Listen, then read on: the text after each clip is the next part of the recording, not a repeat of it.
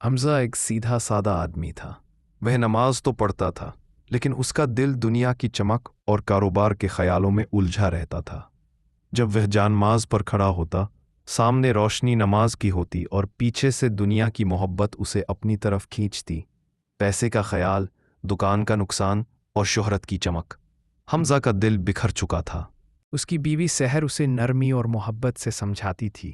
وہ کہتی، حمزہ، دنیا بھاگ کر نہیں ملتی، اللہ سے جڑ کر ملتی ہے۔ مگر حمزہ کی نظریں ادھر ادھر بھٹکتی رہتی۔ وہ ہمیشہ بے رخی سے جواب دیتا۔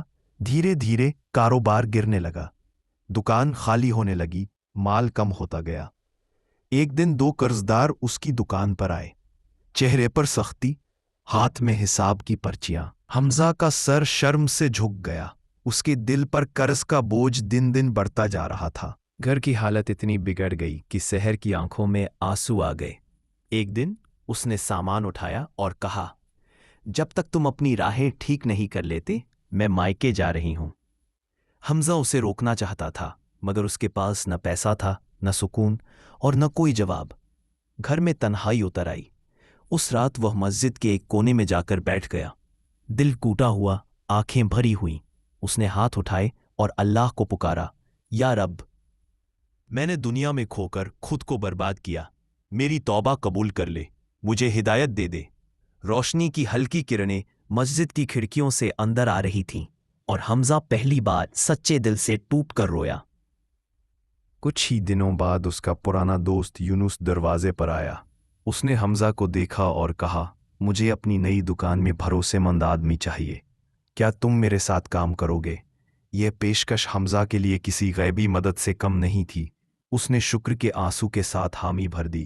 حمزہ نے نئی دکان میں دل لگا کر ایمانداری سے، امانت داری سے کام شروع کیا۔ دن بھر محنت اور رات کو نماز، دعا اور ذکر۔ دھیرے دھیرے اس کی روزی میں برکت آنے لگی، چہرے پر سکون اور دل میں اللہ کا نور اترنے لگا۔ کئی مہینوں بعد سحر واپس آئی۔ اس نے حمزہ کے بدلتے ہوئے چہرے کو دیکھا، چہرے پر نور، باتوں میں نرمی، دل میں سکون۔